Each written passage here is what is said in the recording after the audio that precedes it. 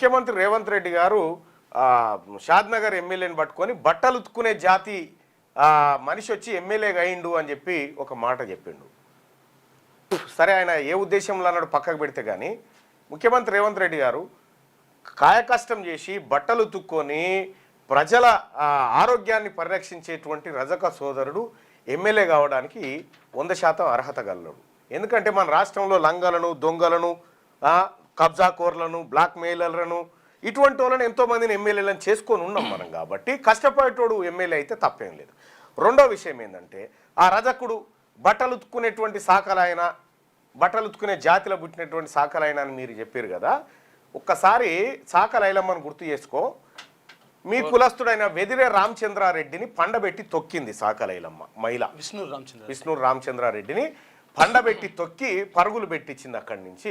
ఆ రజక బిడ్డనే, ఆ రజక జాతి బిడ్డనే. సో ఇది చెప్పారు కాబట్టి అది కూడా మాట చెప్తే బాగుండేది. మా రాక్షసులను పండబెట్టి తొక్కినటువంటి చరిత్ర రజకులకు ఉన్నదనేటువంటి మాట చెప్తే అది బాగుండేది. కొద్దిగా ముఖ్యమంత్రి గారు ఈ జాతుల గురించి మాట్లాడేటప్పుడు కొంత అహంకారం తగ్గించుకొని మాట్లాడితే కూడా మంచిది. చేపలు పట్టుకునే ముదిరాజు, చేపలేనా వాళ్ళు పట్టింది? ఏం తెలుసు? రజకుల చరిత్ర ఏం తెలుసు మీకు? మేడేలే మహాచక్రవర్తి తెలుసా?